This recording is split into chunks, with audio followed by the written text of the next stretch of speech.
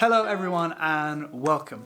So if you've been following my channel for some time, you may know that last year we embarked on an epic road trip across Western Europe, going from England through France, Switzerland, Italy, Germany, Luxembourg and Belgium. And in this video, I'm going to tell you all of the logistics of our trip, including how long it took us, our favorite locations, how many miles we drove, and important information that you should know before you embark on your very own European road trip.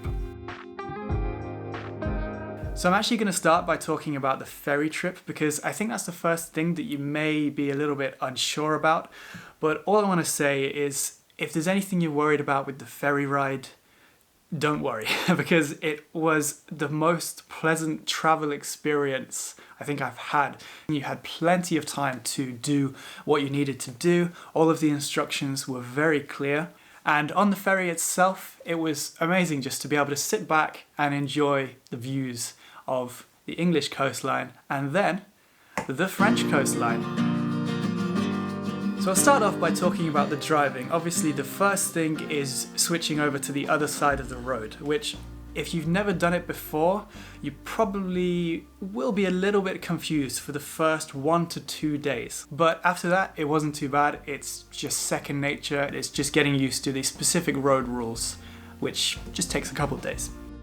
And if you're driving your car from the UK, there is a bit of documentation you need. It kind of varies from country to country. A specific thing that you will need for your car in France is a clean air sticker known as Crit Air. You can order this really easily in advance online. Just make sure you do it in enough time because it can take a few weeks to get to you. And obviously another thing to consider in France is the toll roads. You can get around without the toll roads, but do expect to add a little bit of journey time onto every trip that you do.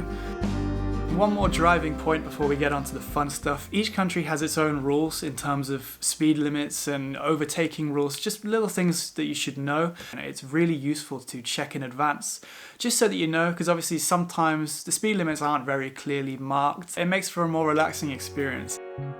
So now let me talk about France itself, which it's just beautiful. We were mainly exploring around the Côte d'Or region of Burgundy, very much known for its wine growing.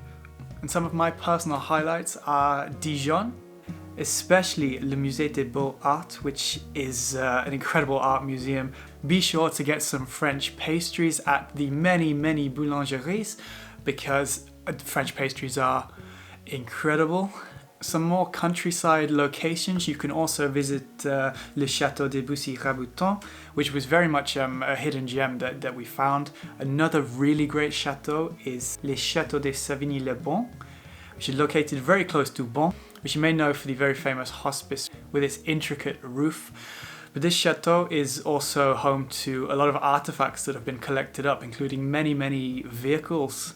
It's a very unique place. We didn't quite see anything else like it on this entire road trip. And one of the most beautiful things in France are just the French villages. They're just really so unique and special. And if you're going kind of in the middle of nowhere in the French countryside like we were, I would say that some French language skills are probably recommended. I always think it's a great idea to learn a bit of the language, at least to order at a shop or say thank you and hello at the very least, whatever country you go to. But specifically in France, as soon as you arrive in Switzerland, it is very important to pick up the Vignette, which you can buy at the border from many different places, including petrol stations. We bought ours from a petrol station. It costs around 40 francs. Remember, there's no euros in Switzerland, and you need it in order to drive on any of these Swiss roads, so very important. And although the terrain is very mountainous in Switzerland, the roads are great. Very easy to drive, they're very wide. If you want to enjoy the mountains and do lots of hiking, I would suggest staying around Interlaken. We were on a budget, and as you may be aware, things can be quite expensive in Switzerland, including food, attractions, and places to stay. So we actually camped in Switzerland. There are a lot of campsites around, and in fact, you do get a bit of a benefit if you're camping because you can get a camping card at certain campsites, and they give you discounts on certain attractions and things to do. So something to look into. Now onto some of our personal highlights of Switzerland. The first one I want to mention is the iconic Lauterbrunnen, which was J.R.R. Tolkien's inspiration for Rivendell in Lord of the Rings. And if you're a Lord of the Rings fan, I think that's as much of an advertisement as I think I can possibly give as to why you should come here. What you may not know though is if you drive a bit further up this valley, you can get a cable car to Gimmelwald. Now there are a lot of cable cars to go up and down the many mountains in Switzerland. Some of them can get very expensive. This one was very reasonable at around 12 francs. And from Gimmelwald you can have a beautiful walk along the top of the cliffs to get to Murren, which is actually a completely car-free village. I think you don't realise how much noise cars make until you're in a place that literally doesn't have any, because it was just such a peaceful place. And the views over the glacier, which you can see from here, which is actually the biggest in Switzerland, just mind-blowing. Oeschinensee as well is a must-do. You can pay to get a cable car up, but I would actually suggest the hike. It's not too difficult. Takes around maybe an hour to get there, and we even enjoyed it so much that we reached Oeschinensee and then continued on up for another, I don't even know, 2 hours until we reached this hidden waterfall here. It's just a true fairy tale country, Switzerland, and I don't think the camera can fully pick up the scale of it. It's just one of those places. You just have to be there and see it for yourself. And one more spot to round off Switzerland, I got to also mention Spiez. A beautiful town with a beautiful castle and the perfect spot to have a dip in Lake Thun if you're feeling brave. It was very cold, but very refreshing. Now, as soon as we hit Italy, the roads were a little bit insane. I'm going to say it was just my personal opinion. I suppose not being used to it, I found them extremely narrow. And another thing from Switzerland, everything got much busier as soon as we hit Italy. This may be because we did this road trip in June, the height of summer. There was a lot of tourism going on in northern Italy, especially the areas we were going to, because first up we're at Lake Como. Some highlights here are firstly Villa del Balbianello, which you may recognize if you're a Star Wars fan or even a James Bond fan. In fact, I think both of them were filmed there, not the originals, the Star Wars prequels. Even the famous line about Anakin not liking sand was said at this very spot, which is just perfect. I mean, it's the best line ever written in cinema, so how can you resist? Brunate provides incredible views over the lakes, and Varenna is the quietest of the 3 towns that you can find here. The other 2 being Bellaggio and Menaggio, but Varenna was our personal highlight, especially because it was home to this incredible swimming spot that nobody seemed to know about, and is perfect for a dip in Lake Como. Now if you're at Lake Como, did you know that just a 45-minute train journey from here and you can be in the centre of Milan? It's really worth it for a day trip. The Duomo di Milano is mind-blowing. It's one of the biggest cathedrals in the world, I think, especially if you get on the roof and see the hundreds of figure-topped spires. Now from Lake Como, our next stop was Venice, which is pretty much the other side of Italy. To do that, we drove through a few interesting places, the first of which Lake Garda, the second of which Verona, which is the home of Romeo and Juliet. You can even see Juliet's balcony here. But it's incredible to just explore around these streets. It's such a picturesque city. And I really think Italy is the place to see the cities. I mean, there is so much culture here, so many things to do, museums, art. It can be very tiring navigating around all of these busy cities day after day, but it is very worth it. And the next stop that we get to is Venice. So we stayed just outside Venice to try and save some money, and we got a 45-minute train in, which I would honestly suggest that you do. It's quite nice to be able to escape Venice in the evenings. Sometimes it's a very busy and bustling place, as you can imagine. We went into the city on 2 different days because there were so many things to see, and I think that allows you enough time to capture the essence of the place. If you do want to go more in depth, I would say probably an extra day or 2. And my personal highlights were a couple of hidden gems actually. First of all, the Teatro de Venice, which is this golden theatre, and secondly, Scuola Grande di San Rocco, which is home to the most incredible ceiling, most intricate ceiling I have ever scene. A couple of final points from Italy before we move on. Firstly, when it comes to booking accommodation, be sure to do Italy early, especially if it's in the summer, because it is a very, very busy place, especially these parts of northern Italy. And secondly, when looking for food, really make sure you go off the beaten paths, because we had a couple of times where we kind of found ourselves in a bit of a touristy place, and we knew that Italian food was so much better than what we were getting. And when we went into the side streets, we got some really incredible, authentic stuff. The best carbonara I have ever had. We're back to camping because we went to the Dolomites. Now, we were in our element here. We had got a little bit exhausted over the past 7 days exploring all of these busy, bustling cities, but now it was time to relax and hike up a lot of mountains.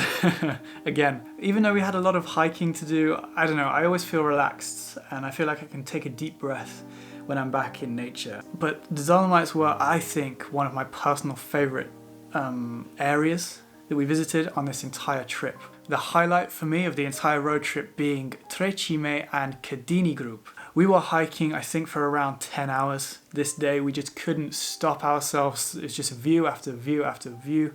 And finishing off with a view of Cadini is incredible. If you're driving up to this car park that we parked in, you do have to pay. I think it's around €30, but I mean, I think that's really worth it for the road to get up to here. So yeah, I would just definitely suggest this. If you're in this area, this is one thing you have to do. At another time, we just decided to start walking in a random direction, and we ended up in this valley, completely lost, but we couldn't stop. So I think it was really nice to just sort of see what happened, not really know where we were going, not really knowing what we were going to see, but just walking and being in nature. Now, as we drove into Germany, we hit some of the worst traffic. I think this was just purely coincidence though, by chance. It was supposed to be a 6-hour drive from the Dolomites to Stuttgart, which is where we were staying in Germany, but it took us about 10 or 11 hours in the end. We also wanted to go to Neuschwanstein Castle, which you may know as the fairy tale castle. Apparently, Walt Disney was inspired by this very castle himself. We could see the castle from the outside, but this is one of those places that you really need to book in advance. Because tickets are kind of booked up, I think, for a month in advance sometimes. This was also the same in a few other places throughout the road trip, especially Italy. Germany is another country that's a little bit like France in the fact that you need an emissions sticker in order to go into any of the big cities. And it was a bit of a problem for us because we wanted to go into Stuttgart, but we arrived on a Sunday and found out that all of the places that sell these emission stickers are closed on Sundays. So we didn't actually get an emission sticker, but it kind of made the experience in Germany a little bit stressful because we had to make sure we weren't accidentally going into any emissions zones. So we didn't have long in Germany, but in Stuttgart we went to the zoo of Wilhelma, which was a really nice zoo. In fact, one of the best zoos I think I've been in a very, very long time. And of course, we were in Stuttgart, the home of the automobile, so we had to head to the Mercedes-Benz Museum, which was an amazing experience. Even if you're not interested in cars, I would honestly suggest this because it was so much more than a car museum. That would be a big understatement. I think you just have to be there and see it for yourself. And from here, we went into Luxembourg for a couple of days. Luxembourg was an amazing experience. It only takes you around 40 minutes to drive across the entire country, which is very nice. I mean, there's just so much nature. It was kind of like an endless forest as far as we could see, with so many peaceful and tranquil nature trails to walk. We also went into Luxembourg city itself, which a highlight there would be the casemates, which were old tunnels that were dug and actually protected thousands of people during the Second World War. Luxembourg was a place that we didn't really know what to expect, but it surpassed every expectation we did have by a mile. From here, it was time to drive back towards Dunkirk to get the ferry back to the UK. We drove through Belgium, stopping off in Bruges, which was a lovely city, and we got to Dunkirk.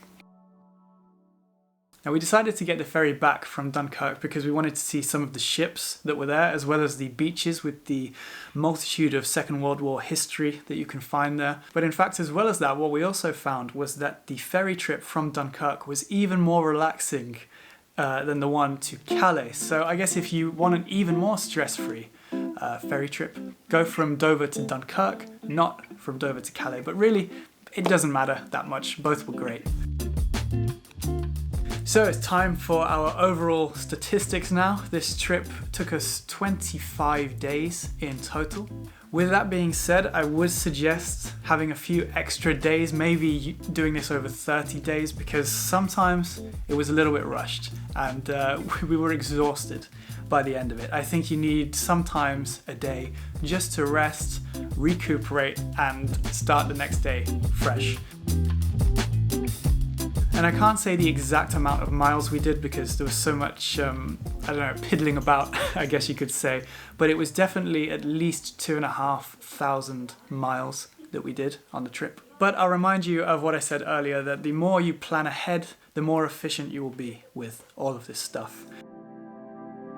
But this trip, it really felt like a once-in-a-lifetime experience, packed with beautiful places. And I think if you do it, it's just something that you will just never forget. And I think memories like that are the most important. And they are things that really influence us as people and allow us to build ourselves into better versions of ourselves. So yeah, this, not much more to say, really. So thank you for watching this video. I really hope you found it helpful. If you did find it helpful, feel free to watch our full European road trip. There's a lot of videos, I think around 20, but there's a lot of things. So yes, please subscribe if you did enjoy this one. There will be more content from all over Europe in the very near future. Thank you for watching. I will see you in the next one, and goodbye.